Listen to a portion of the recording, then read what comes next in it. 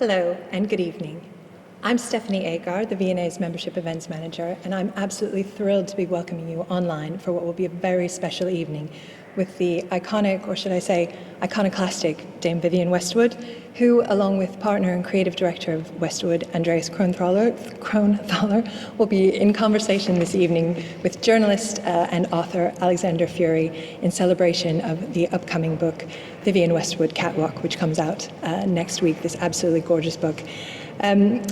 Just as I'm sure some of you will not be surprised, I did a very quick search on the V&A's Explore the Collection, and there are more than 500 items in our collection that are either from Westwood or inspired by, which I'm sure will come as no surprise to any of you who either saw the 2004 blockbuster exhibition here or have seen any of our fashion-related exhibitions with Westwood items throughout, including our current show, Alice Curiouser and Curiouser. So where better to have such a special evening as tonight? Before we begin, I do just want to say a few housekeeping notes. Tonight's talk will be about an hour. There's so much to cover. We will try to get to a few questions. I know many of you have sent them in advance already, or we'll have some. We'll try to get to some, but we may not have time for very many, but we'll see what we can do. The talk tonight is being recorded, and we'll be sending out a recording to all ticket holders. So if you can't stay for the whole thing or just want to watch again to see some of these amazing images, you'll have a chance. We'll be sending that link out in the next few days. And also, very special treat, we do have, although the book itself is not coming out until next week, we do have a limited number available for sale on the V&A website, some of which may even be signed. So do check the website for that sort of information. And finally, I just want to say a deep thank you to everyone who's purchased tickets for this evening, books, membership, because all of those purchases do go to support the work of the museum, and we are grateful, so grateful now, even more than ever. But now, I know you don't want to hear from me, so I'm very thrilled to be welcoming on the stage Alexander Fury, along with Vivienne Westwood and Andreas Kronthaler.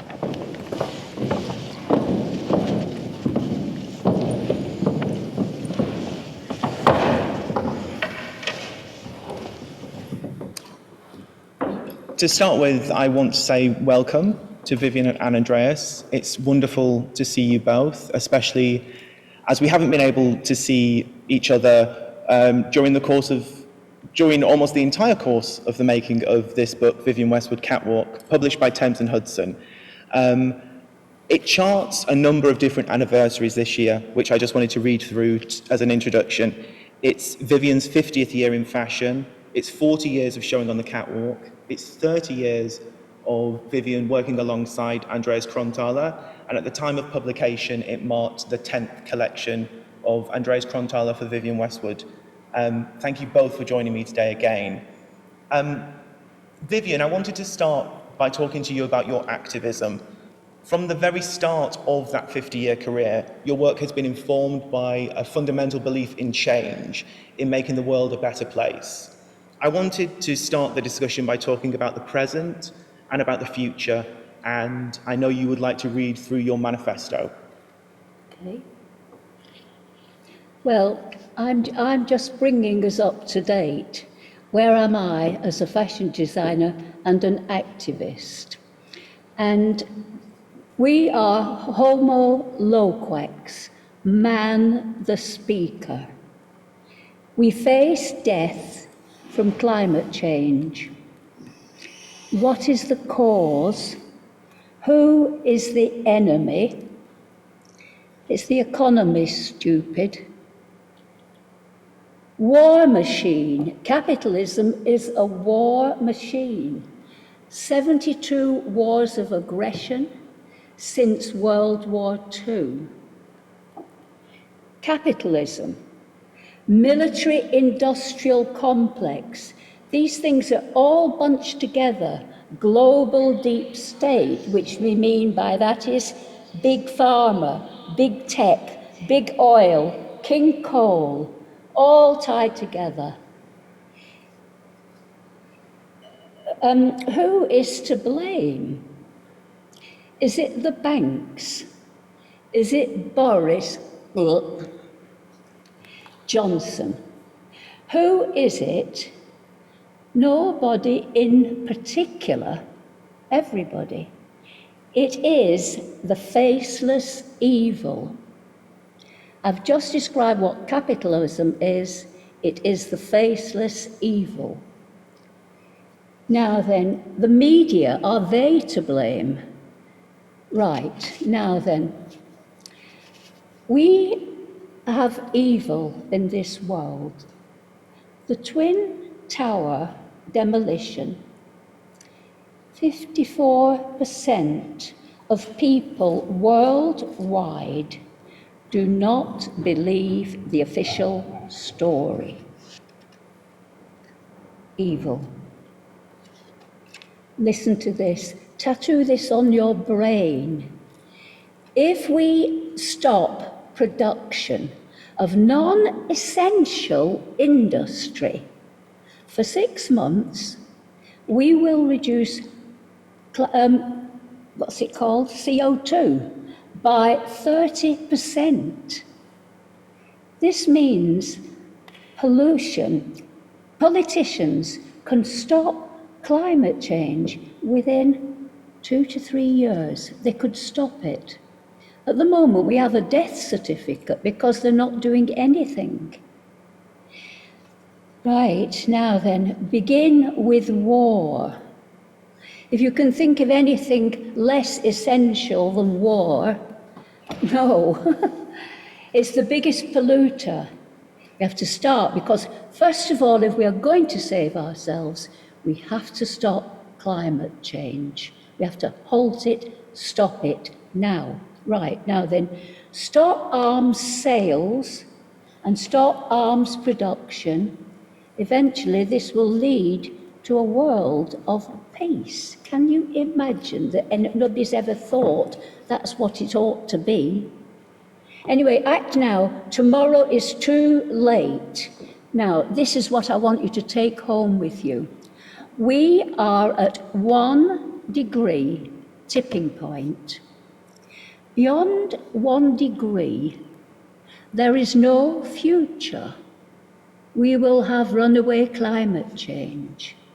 You don't know this because 1.5 is a lie.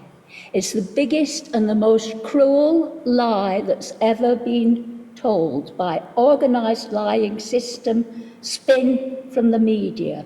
They control hearts and minds. That means it's in the future and nobody's started to do anything. We have to do it now.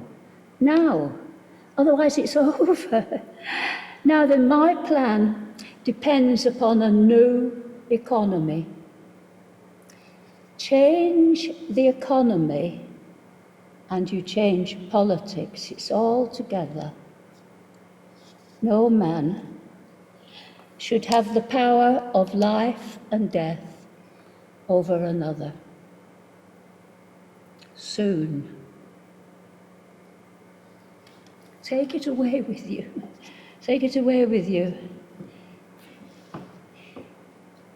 It will change everything. You have to follow me on climate revolution. Thank you so much, Vivienne.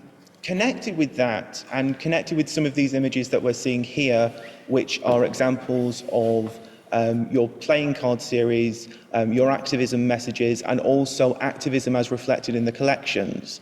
I wanted to talk about yours and Andreas's collaboration during the COVID lockdown of the last 12 months. You worked on a series of images, videos, and talks together called The Big Picture. Could you both talk a little bit about that collaboration? I'd like Andreas to start, yeah. Anyway, because I'm so nervous talking about fashion when we've got no future, I tell you. Go on. Anyway, it started the first week of lockdown where Vivienne wanted to do a little speech, first to the company actually, just in-house. And she asked me to record it, and it was in our living room, and she was in her pajamas, and she wanted to send it out on a Friday, and from this day, from the first week on, she called them these Friday speeches. And the second week, and she, all week long, started to prepare a little text or a little speech, wrote it down, worked on it. And I started to think where we could film it or photograph it and what she could wear. And it just started to build up. And rather soon, after 2-3 weeks, as everybody's, I'm sure, can remember, the weather became glorious and the garden became you have a little back garden, and it became a riot of flowers and stuff. And we started to venture out into the garden, and we had, every night we went like everybody had these routines, and we went for little walks, and sometimes we would find a little place which was interesting. Anyway, so it helped. I suppose it helped to mark this time in a very special way, and it gave it this structure, whereby I must say I was lucky enough to always work through this period. Maybe not right at the beginning, but over the whole I did work and went always to the office, even if it was on my own. I just kept on going, and but anyway, these speeches were a very important part of it, and there are literally 52, so it was a full year. And once we came to this number 52, of course sometimes it became a bit tiring. It became a bit, how do you say, when the air is out of something? And with 52, the last one, we wanted to do number 53, and I said, Vivienne, I can't do it anymore. It doesn't work. I don't know where, I don't know how. I can't cope with this house anymore. I've used every little corner of it, and it was a bit like this. And I said, let's do something else. Let's go on now. It was this year, and yeah, and looking back onto them, I think I've put a lot into it, and so did, of course, Vivienne. But I really thought about it, and if I went to the office, I found some clothes hanging around, some samples, and I carried them home, or some shoes, or things were at home, or I went into, sometimes she wears clothes which are very, very old. Sometimes they are brand new. So it's a concoction of her clothes, really. Yeah, well, I don't buy any clothes anymore. I just borrow from the collections, that's it. Yeah. And from all of this, because of course there weren't any fashion shows, you couldn't go to Paris, you had to do everything virtual, and I continued, and I made this. I'm not a photographer, by God, no, but I started to do pictures on my iPhone, and iPhone or phone. Shouldn't make a publicity, should I? But and then I made a lookbook of the new collection on Vivienne. It naturally evolved, and this whole year was filled with Vivienne, really, more or less, because that's you, like everybody, was very much related to the person one is with, if one has one. And I was very lucky to have Vivienne. You see, I began it the very day that we heard that we got COVID, actually, and that it was dangerous, and to be at work. And that's when we started. That day I said to people, you go home, all of you now, get home, don't come to work anymore. And I got home, and I did this first speech, as he said, when I was at home. And it really was so difficult, because what I wanted to do every time was build awareness of the hell predicament we're in. Nobody says it except me. It's a total lie. This, in the future, we will, 2050, there will be no corn, there'll be no bread. The fields would be too hot to grow anything. And by the end of the century, there'll only be 1 billion people left. This is what we face. We face the Holocaust, wipeout, total, everything gone.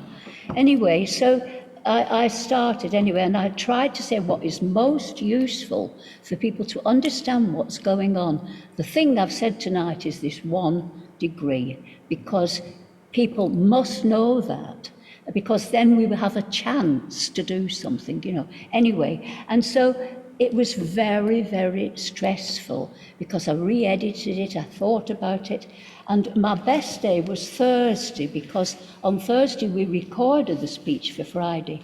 And Thursday afternoon I was so happy, and my weekend began, and it was just absolutely great. But by Sunday, I was working it all out again and working out the diary on Friday. And another thing is that I wasn't sure how many people were reading the diary. This other visual thing, I knew that would work because that's why I was dressing up. And I loved dressing up. It was a wonderful excuse to have to dress up. You know, that we want to change the world, and here I am. Anyway, so, but at the end, I'll tell you quickly. Andreas came home late. The thing didn't look good. We were in the garden again, all the aeroplanes going over, the garden lights going on and off, and we didn't like the outfit, and we didn't like the lighting. Nothing was nice. I looked ugly, and Andreas said, "I'm hungry. I'm cold." I said, "Put a coat on." And apart from which, he insists that I do it all in one go without reading it and memorise it. And I can't do it in two halves because he can't cook because he's not computer literate, and neither am I, and not phone literate, and he can only do it once. Anyway, so it was really, really bad. And he said, we've got to have something to eat. And I said, we can't stop, we can't. This is what's important. This is why we're building the website, because, you know, then if we stop once, you know, we'll lose everybody. We've got to keep on going. And he said, no, we just have to take a break this week. That's it. And so we stopped. And then the next day I thought, I actually can't do it again. I can't do it. It's too much for me. I was going to be ill, you know, and then, so now I'm so much more pleased with the format I've got because it's the diary combined with the speech, and I make it all visual, and I'm doing an art exhibition to save money for the rainforest, and I'm putting some of that on there, and I hope when I've done my art exhibition that the V&A will take it. That would be a dream, that would be fantastic. We've got to raise £1 million to save the rainforest. Sell nothing on, not 1 million, 100 million. Can you imagine that it's only 100 million to save the equatorial forest? And the world debt is 18 trillion. And, you know, I mean, it's just, there's no sanity in any of this. And the world is run by devils. And that's why I went yuck when I thought of the devil, Boris Johnson. He never did one good thing knowingly in his life. And now the chaos and the trouble he's caused with Brexit, do you know what he wants to do? He wants to build all our wonderful building economy on arms sales and arms production, in with the big battalions. You know, I mean, and we've got to stop the whole thing. And it's impossible. But, I keep going on and not about fashion, but the thing is that I discovered something really wonderful coming here, which is that people can pay for a ticket online, and then they get a kind of link, and anybody else who hasn't paid for a ticket just sees it the once. But it's just, what happened to me, I thought, my God, thank heaven for the social media. I would just have written a letter to The Guardian and got it refused. I wouldn't be an activist to save the world. I couldn't have been. Anyway, but this is what we can do. We can protest online. We can get more and more and more millions than we could ever get in the street, and it would be safe. Because they're going to be shooting people soon, like they are in Colombia and elsewhere, all over the world, and they're shooting migrants. I mean, we're already in the throes of climate change. Look at, watch your eyes. Look at the demolition. If it's a demolition, how is it done? It's not done by, an agent provocateur tempting an Arab man. to go through a hole in the thing. It's done by sawing through the girders and putting a bomb at the bottom. And every builder sees that happen. That's what it's all about. And can I just say that America doesn't mind that I'm telling everybody that the Twin Towers will fall. They don't mind, because they've got what they want. They've created their war on terror. They've got all their terrorists. They've made them. They weren't terrorists before. And they don't mind. And the mainstream media still persists in the fact that it was Al-Qaeda that did it, And then we've all got to go through all this problem, and COVID's a symptom of all this. Okay? Look at this. Yeah. Oh, I love that. Yes, genius. One thing I did want to do was to link Thanks your for listening to me, and I will talk about fashion now, because I've said everything. I'll say one last thing. You must support me, and you must follow me on Climate Revolution, and then we will build such a protest just by following me that the world will change. We've got to save ourselves. What I would like to do actually is link that activism with your fashion work, because you yourself said a wonderful quote, which is, you've always combined fashion with activism, and that the one helps the other. Your activism throughout has been for different causes. They all kind of connect together, but for instance, one of your favourite collections of mine is because of its title, which is Civilizade, this idea of a crusade of civilization. You've agitated for political purposes, and also, of course, around climate change and environmental causes. I wanted to talk a little bit about the way you see your fashion combined with activism. For instance, in collections such as the one you've mentioned to me, which is Vive la Cocotte, how those collections express kind of activist intentions. Mm-hmm. Well, I would like to talk about punk as well, because that was the first one, but I'll talk about the ones you mentioned first. And every collection I have done, it's because I want to make everything better. And so I am fighting the dogma of the 20th century. Throw away the past. You're all perfect. You don't even need education. You can do everything you want. You can be an artist. You can be a dress designer. You can be whatever you want. Be a brain surgeon. It is absolutely stupid. And so what I tried to do was to prove by example that the past is important. And that's when I went really into history. And said, it's like, young designers, they start, and maybe they're really good because I don't really follow them, but at one time, I know that main designers like me used to hire a few students, and then they'd leave after 3 years because they wouldn't have any more ideas. Because it doesn't all come from you. You have to do your homework, you have to get your ideas, and all ideas come from the past. We are the past. And so, it's like you have to keep putting food into that fridge if you want to cook. You can't just stop and think, you'll I don't know, live off the sunlight. I know people who live off sunlight. But anyway, okay, so it was that, and I was accused of being anachronistic, I think it is the word, where you rely on the past and you should be doing something modern. Don't use buttons, use a zip. Anyway, okay, so that was my fight to do that. And what was so brilliant is in Vive la Cocotte, I invented things all the time, new ideas by following the past. I got my ideas from there. It's like the past is like a laboratory. You throw away skills as well. You need those skills. Anyway, so, yeah. And I was just thrilled that when we did Vive la Cocotte, we created, and thanks to Andreas, my God, this man. But anyway, we've created a silhouette that nobody'd ever seen before. His father, who had a forge in the Tyrol, made little cages and cushions to make a cool, you know, a false bottom.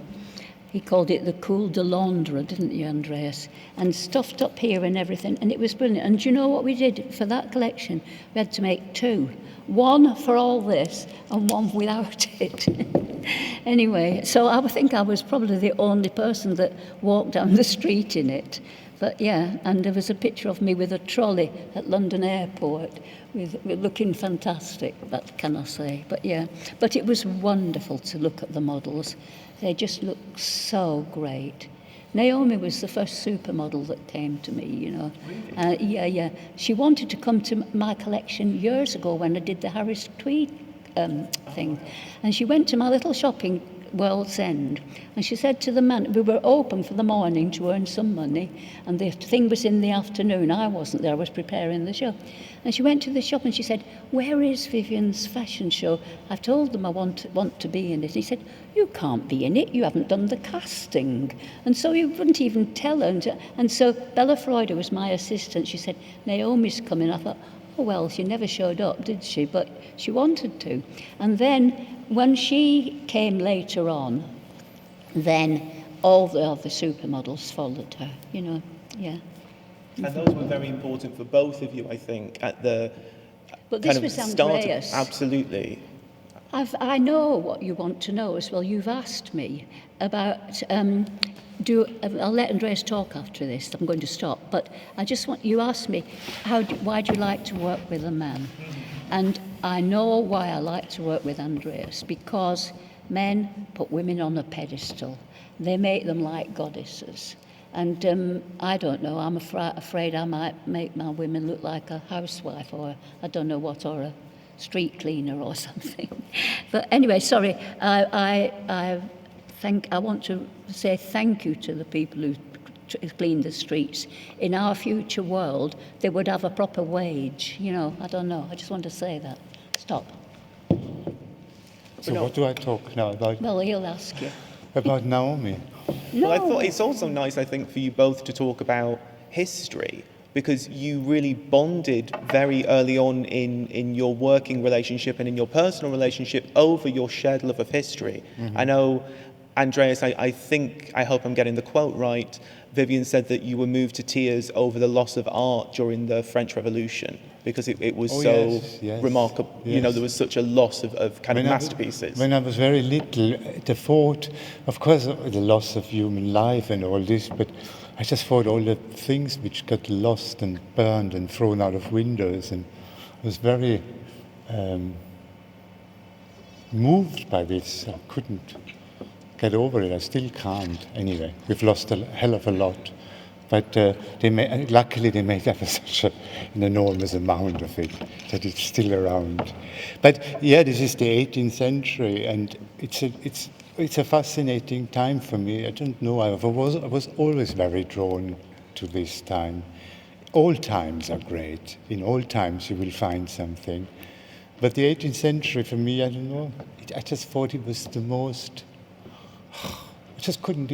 I just always imagined how the people, of course, very pretty. It's a lot to do with privilege, for all I know, and it's an imperial society, and it's people on the other end of the scale, you know. But the way they looked was incredible, like really incredible. So I've always imagined like Louis XIV when he would have maybe entered a room or something. This has been incredible with these high heels and this piled up huge wig and all these wonderful clothes, you know.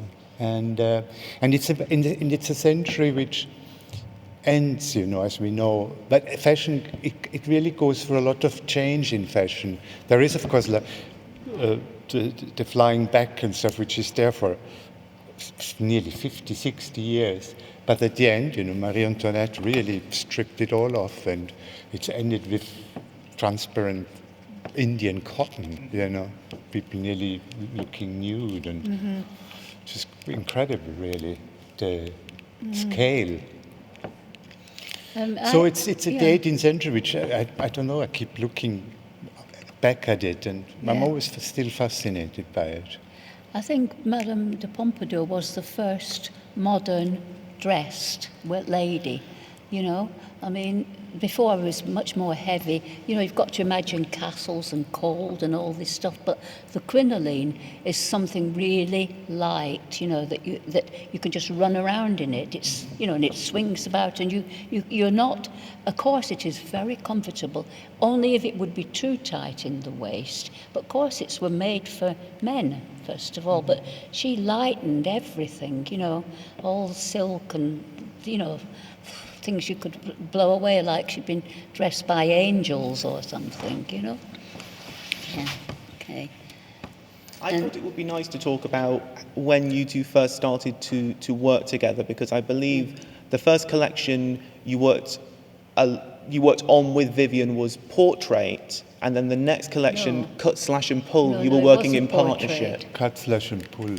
I did Portrait. He was a student, and he came with the whole gang of some of my students from Berlin, and my assistant, my age, opened the show for us.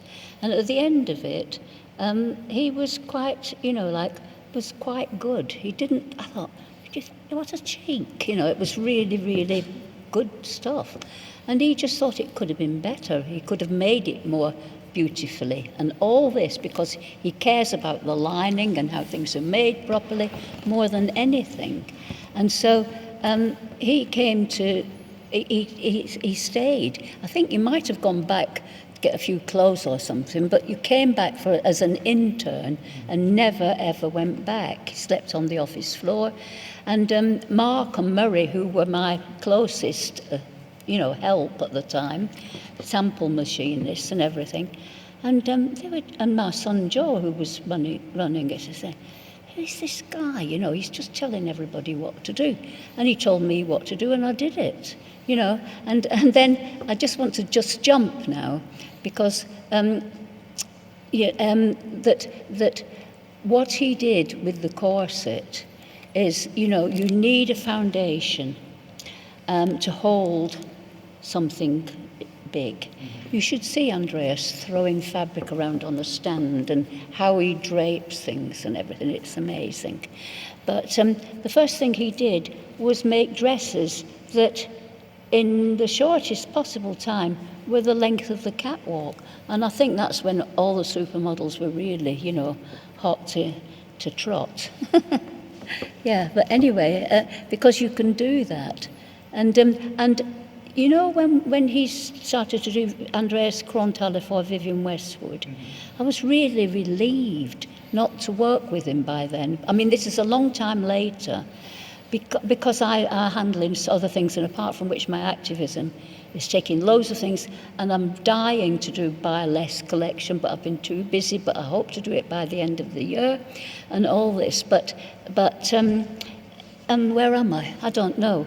Yeah. You just jumped from the first collections you'd worked on through to when it became Andreas Kronthaler for Vivienne Westwood. Oh yeah, and I was glad, because I couldn't even do a chart of, you know, what we got and everything. He'd come and he'd just he'd do it his way. He wanted to do everything his way. So everything I was doing, you know, had to be redone by him. And I just thought, well, I just stuck to doing the knitwear in the end and got on with it and showed it to him. And yeah, I mean, he was just, and I must say that Andreas's work has just become incredible lately, and I think it's the best he's ever done since he's been on his own. I think it's incredible. Never seen anything like it. Yeah, and I must congratulate myself a bit as well, because we've worked together for so long, and it's a lot of it is based in what we did together, of course, you know, so yeah. Mm-hmm. So, do you want to speak? But, you know, it was the first collection, was this cut, slash and pull, and we're about to see it because we're now on Portraits. Yes, There's the menswear, which I believe you did the circle dress, the dresses that were shown on because there was Susie Bick, I think, the only female model, and she wore a dress that you designed. Yeah. Can I just talk about cut, slash and pull quickly, because before it comes up, which is that in those days you didn't have laser for cutting, and I worked something out. There's something called embroidery anglaise, or you can call it, the French call it, we call it Anyway, and I hope people know what that is, because it's got little holes and embroidery all around the holes and little flowers embroidered. So it's cutting and embroidering at the same time. And I went to the people who did that and I said, stop your machine from embroidering, just use the cutting bits. And that's how I invented how to do that. Big slashes we did by hand as well. But if you look at history, the idea of cutting fabric, it's at least 2 centuries, probably 3. They don't stop. And it started with the Swiss guards all looking, asymmetrical, all cut all over the place. But then it's little tiny pinpricks on the most beautiful embroidered fabric, and they'll have little pinpricks all over it, and just to give it texture and life, and oh God, and I love history, and historical clothes are more dynamic than modern, except not for us, we've got very dynamic, but yeah, okay. I think we're about. I mean, we're seeing this is cut and slash, which is the menswear, and then I think it became cut, slash, and pull for the women's. And I remember trying, this, like Vivienne said, it was all about how things are made. And I remember we got this wool from Italy, very, very fine tropical wool. Remember in powder grey, and it was even this collection was very 18th century with these Boucher prints and everything. But we got this tailoring, because that's one thing Vivienne really taught me. She always started with the tailoring. And till today, if I start working on a collection, I start with the tailoring. Anyway, we got this super beautiful, classy, finest wool, and in powder pink and pearl grey. And we made the patterns, we designed the clothes, and we sent them out to be manufactured in some workrooms here in London. And they just couldn't handle this fabric because it was so fine, and you needed really special machinery and all these things. I remember these things coming, and there was white as well. Anyway, these things came back, and it was rather not great made, and I was so upset. I was crying, and I was on the floor, and anyway. But these are these Renaissance, these sun-wheel dresses. God, yeah. Oh, you tell the story of that. Which is just a kind of circle dress in very fine cotton muslin, very, very light. And all you do is you just put a belt around, and then you pull it through. It's like a ketone almost. Yeah, but I've got to And if you have two belts, you can pull it through in different ways. Or it's the way you tie the belt around your body and the way you pull it through. So a dress like this, it will look every time different. And of course you can wear it a bit long, or you can really shorten it into the most tiniest little mini dress. And it will never look the same. Every day you put it on, it will never look the same. And it's, like I said, it's really fine, fine little muslin, and you could just pack it in a little plastic bag and go. It's actually lawn, cotton lawn. Finest lawn, yeah. And we did it in other things, but it was Andreas who realised. But there's a little story. When we did the fitting for all these dresses, they came then back from the printer. They were all printed and then with sun rays on, and then dip-tied and. We were just doing that by hand on a cooker with a pot. Yeah. Little frills, and we pressed the frills down, Dyeing and all these things. and everything, and then we had Bridget, who still works with us. She looks after the couture. Anyway, she was rather statuesque German lady, girl. In those days, she was more a girl.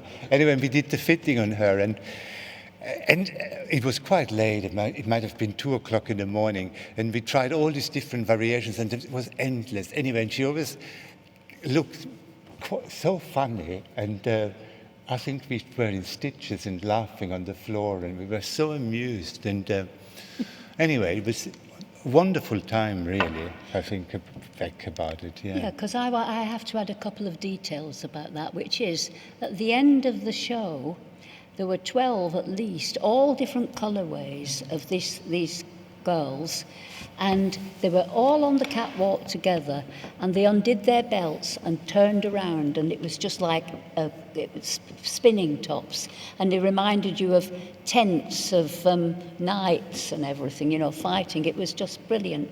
But that happened because when Andreas was a student, I told them, take history and copy certain things. That's how I taught. And he looked at the Greeks and realised, if you look at the Nike of Samothrace in the Louvre, it's got like the sea swirling foam all around its feet. It is actually not a ketone cut on a square or a rectangle.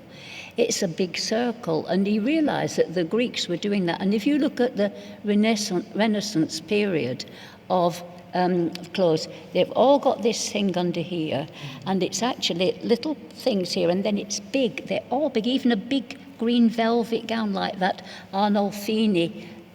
Well, that's not velvet, it's green wool, but it's all cut on a circle. And so he realised this. And so he took this dress.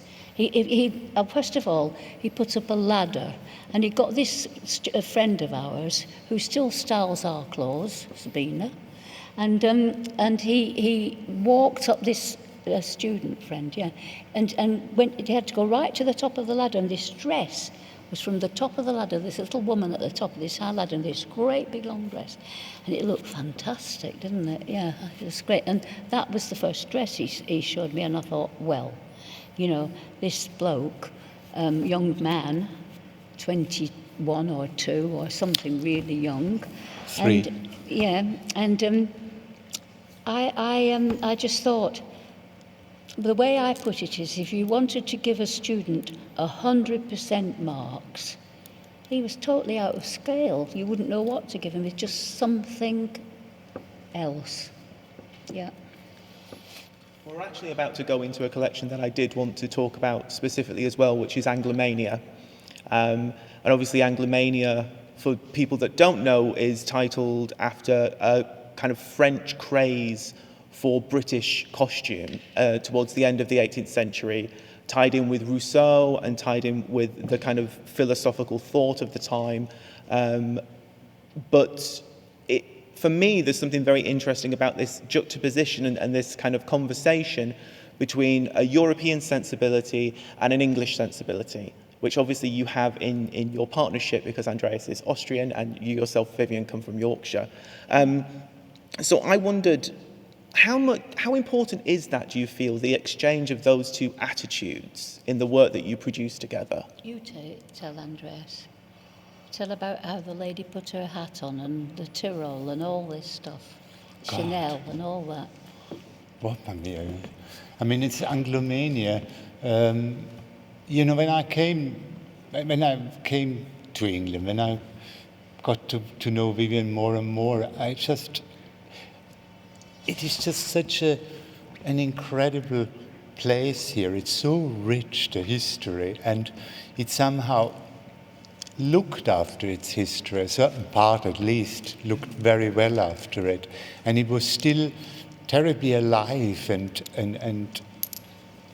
still accessible. And you know, she used this red parathea, you know, like they make uniforms out of it, and everything she used had this historical reference, or it had this Englishness to it, this, you know, how do you call it? What is it? It's a... Eccentric, that's No, not so much the eccentric, but it had connections to every part of the world, and it was everywhere, this England. And therefore they needed everything from, you know, cotton safari things to polar expedition clothes, and they had a need of every type of clothing, and they cultivated that and made it their own, and therefore it's such a rich background, a rich tapestry, and to get to know that was just fascinating for me. But also couture is very important to your approach. And yes, to I was your always attitude. very interested in couture, and I used to, you know, always go in museums, and you know, we used to go all around, you know, if we were in New York, we went to the Met, or in Paris, or here to the V&A, weekly or at least monthly, we went into the archives and used to study the clothes, because I was ever so interested in the haute couture, and especially the 50s, and the techniques, the way things were made, the silhouettes, the shapes, and it's endless. And I thought, let's combine all of this. And Anglomania, to me, did that. Anglomania symbolized that all. It was a very special moment. It was a very small show in a salon in Paris. We were a couple of seasons before in Paris, because Vivienne showed in London, and then there was Azzedine Alaïa, who got in touch with Vivienne, and he had a space in the Marais, and he invited Vivienne to show there. And they weren't really sure, and I said to Vivienne, we have to go, this is no question. And if we walk over there, in those days you didn't have a Eurostar and stuff, and there wasn't very much money in the company, and you really had to think about it twice. But we got the clothes, we made the clothes, and we got the clothes sent over by the way. There wasn't a Eurostar? No, not in those days. Really? I know they put stuff. Okay. No, we had to. God knows how we got there. Can't remember that. Yeah. Okay. But anyway, so we showed there twice, and then in the Anglomania one, we hired this very couture-looking salons. There was a second line called Anglomania after the name of that show. Flight of rooms. And at this show, really all the then supermodels joined in and were part of it. And it just was, I don't know how many there were, but there were the main supermodels, but then there were all these great top models. And they were all there, and we made all these looks for them, one outfit after the other. And yeah, but listen, Andreas, I'm going to stop you, because you've told me things that really answer the question very, very clearly as well, as little details that I'm just going to say. He said, because, all this old worn stuff, the quality of the tweed jacket and everything, and all this mix matching, and there's no thought gone into it. It's just you put these old clothes on that you have already, and there's something very, very chic about it, about Savile Row. And I know Italians can make suits as good as Savile Row, it's true, but somehow there's something about the Englishness of things that is so spontaneous and unthought of, and that's what he likes so much. And he said to me, if you see a painting, Gainsborough, a lady with a big hat on like that, he said, that the woman put that hat on herself. She's just going out, she looks in the mirror, shoves her hairpin in it, and she's out. A French woman gets it put on by a servant. An English woman will take it from the servant and put it on herself, and that. He said to me, that the artist put it on for her. It's not. Yeah. Mm-hmm. That makes the difference. But that's what he's getting at. But no doubt about it that the French are the most cultivated country still in the world. It's their identity. They care about it. They don't pull everything down. And England is so big because of the empire, and that's what Andreas is talking about. All this stuff, and English tailoring, it's just brilliant. And Harris tweed is incredible, and all these tweeds, they are so waterproof. I was, anyway, you can go out in a storm and it's just stripped off and you're totally warm and dry inside. And I don't know, it's just got this country thing. It's all about landowners and all this. And this snobbery, this inverted snobbery, if you like, it's about that. But Napoleon said, the English are a nation of shopkeepers. And by that he means they'd sell their grandmother, like Boris. He'd sell his grandmother for a fart. He would. Yeah, okay. Well, talking about Englishness and Barathea wool and spontaneity, this is Storm in a Teacup. And I remember actually you talking about this in a wonderful Couture documentary. Is from France. That's where it comes from. Yeah. And very much with this, I feel there is this sense of kind of twisting Englishness, twisting couture, and really trying to come up with something different, which was all inspired by Fatou and the Sainak Gasanth, I believe, the movement of an 18th century dress, but translating that into an entire collection. I'm going to stop. It was a collection. Let me just tell, and you could do it in a minute, because No, we haven't mentioned the Tyrol, and he really influenced me a lot. We can speak about the Tyrol later, but Yeah, okay, all right then, It was okay. But it's very, the idea of this rustic queen who's dressed, you know, so brilliant. You know, every woman looks a queen in the dirndl. It's just, it suits everybody. It's, anyway, whatever. And he's really influenced me a lot. And as you know, Chanel got her jacket from the little men's jacket that they all wear there. But go on, sorry. we were talking about Storm in the Teacup, but I've forgotten now what I wanted to say. Yeah. I said But it something was a about- special collection because it was a collection where Cherry, this was her first collection, Cherry Hall. Yes. For us, yeah. For us, she walked. Anyway, it was inspired by a lunatic asylum, really. We kind of imagined these women, these rather well-off women in an asylum. They all were mad and eccentric to the... This was your idea, Yeah. this, yeah. And it was, therefore it was called Storm in a Teacup. And what symbolized it the most was maybe these pearls, which I imagined, they, you know, 5-strand beautiful pearls, and she would just tear them off her. And the moment she tore them off and they fell onto the floor, it was like broken up, you know, the rhythm was destroyed, and it was this big necklace with all these scattered looking pearls hanging off you. Yeah. And heads, like 3 heads on top of each other, or 5, you know, and it had a lot of tartan and a very asymmetric cut, very like you're complete and mad. And even bandages for hats and stuff. Yeah. There was a Barathea coat which was worn by Cherry Hall, which was, one side was leopard and the other side was red Barathea. Like a hunting And one side thing. was had a swag, a flare, and the other side was fitted.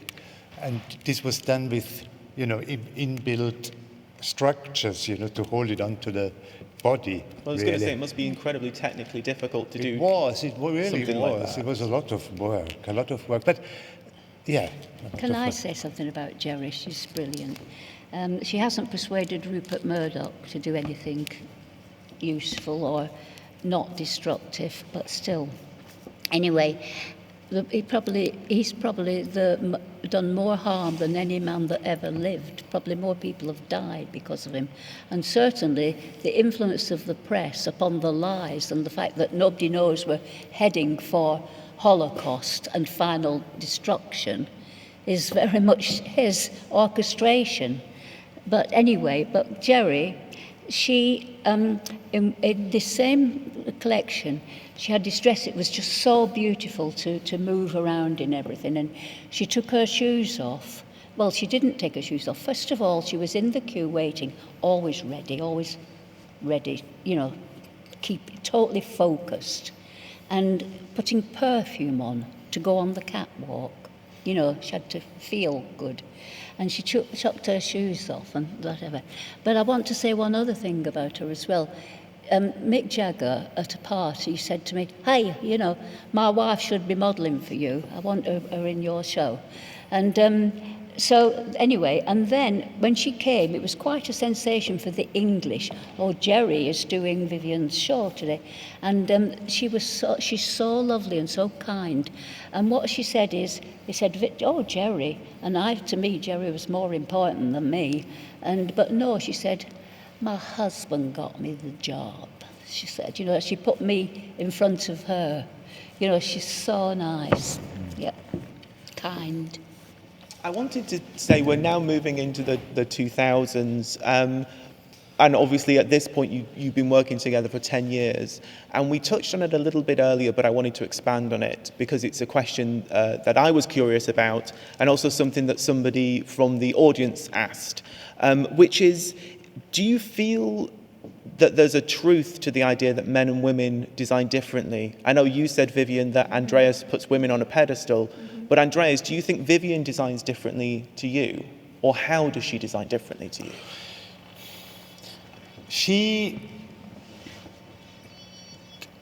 I hope these people understand this, because it's an insight I got through many years. And I think there are two different types of approaching something. She's somebody who starts with something, Let's take this fan off. and she builds it up and gets it to a point where she is happy with it and is then finished and goes on to the next. Me, I need to have a lot of stuff around me. I have to add till as much as possible is in front of me, and then I take away. I approach design in a different way, or the opposite. Apparently, we are the opposite anyway in our star signs and stuff. So, and the problem is that my way of working is very tiring, of course, for myself and for everybody around me, because it just never ends and it never stops. And time is always, looking over my shoulder. And sometimes I don't get to the final result. I didn't have time to really, because I like to end with nothing really. It is my idol to be just nude. I just, can't be bothered with clothes. But in order to get there, you have to have clothes. Fashion is about eventually being naked. That was It something I absolutely, said, yeah. it absolutely is. But you haven't said that there's any difference between men and women, and I don't think there is, actually. And men, I don't know if there is, but then women, of course, they think themselves, they think about themselves because they wear it. But I do believe that men can think absolutely the same way.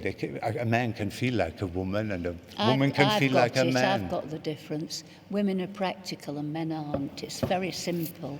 And this is why I'm so keen on ethnic cuts, where you don't waste one bit of fabric, And I always work in that kind of way, yeah. Or your systems of rectangles. And he's never stopping.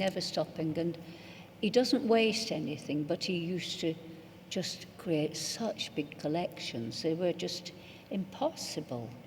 I don't know. Anyway, but now he's better. I used to, at the beginning, ball gowns were always really, really important. And of course they have, they use a lot of fabric, and they sometimes have huge foundations underneath and big skirts and tulle skirts. And we had once one, Mrs. Robinson, she was our skirt maker. And, these skirts, you don't actually toile these undergarments. You make plans like a house, like measurements and how many meters you gather in and how you build it up till you get the shape and form you want. And there was one skirt which was, which I think took 600 meters or something like this of tulle. And I just thought I was so proud of myself. I thought it was the world record. Anyway, and she brought this skirt shortly before a show, maybe the night or 2 nights before the show. And it was in the Burnham House in those days, our studio. And they had a little van, and they pulled this skirt out of this van. It hardly came out of this van, and we had to drag it down into the studio, and it filled the whole thing. And I never seen anything like it, really. And I had to climb into the waistband and put it on and stuff. And I thought it was such an amazing thing to be able to take up all this space, and it's all yours, and there's nobody coming near to you. Yeah. Forever. We did a fantastic wedding dress once for Sarah Stockbridge. Can you remember the tulle dress? It came from here. Yes. And it was like this. And I night or two before the show, up all night for 4 or 5 nights. That's what my shows used to be like. So up where with the cooker and the pot and the dye and everything, and I dyed all this fabric in my favourite colour, which is dirt. And I'll tell you where I got this idea from. When we were punks, a boy came into the shop with one of those muslin T-shirts, and he'd worn it and never washed it, and he just worn it day in, day out, probably slept in it for I don't know where, but it was the most fantastic colour. It was really the colour of dirt, and that's what we wanted. And so it's a fantastic thing. And Snowden borrowed it for Vogue.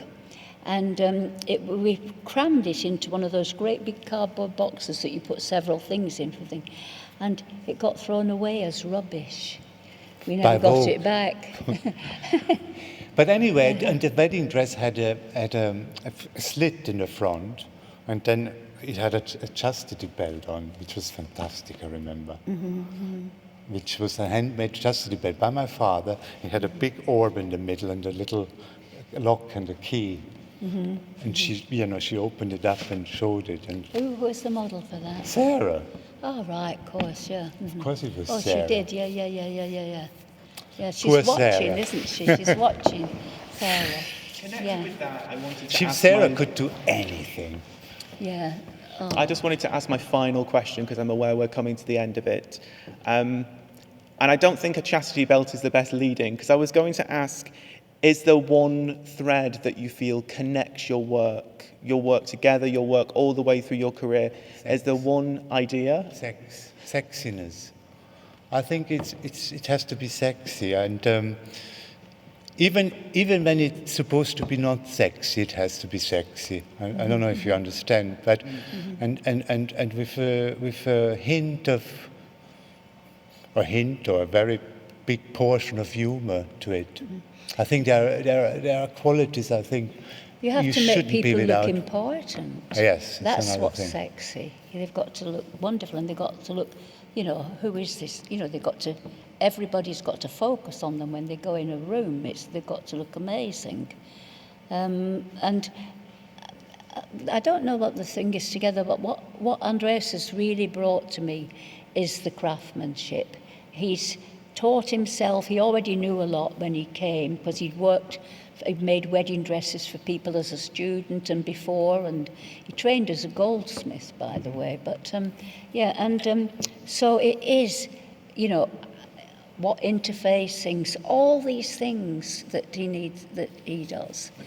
Yeah, and he's much more skilled about everything. I mean, when I did tailoring, I used to do it and pin bits onto it and get it, and then I took it to Mr. Mintos, a Greek tailor, and he made it fit properly so that the balance was right and everything, But Andreas can do all that kind of thing quite well anyway, and he just really, everything he's got to be so immaculate, and I'm so glad about that because, and I am really self-taught, but I don't believe in self-teaching.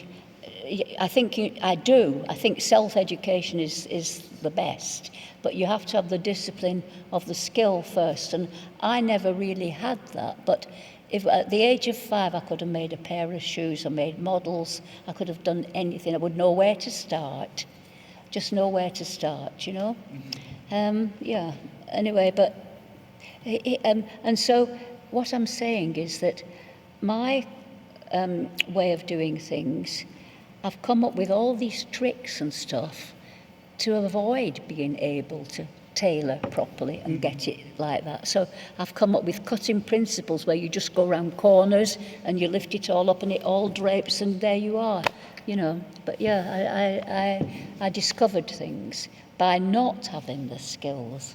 And I don't really want to say that to people because you've got to work at it. You've got to do it. You need a hand. You've got to do the physical thing. Yeah. That's wonderful. I love ending this on the idea of sex, craft, and the importance of looking important. Vivienne and Andreas, thank you so much for joining me. And Thank you, thank you Alex. very much, because I was so nervous about the idea of talking about fashion.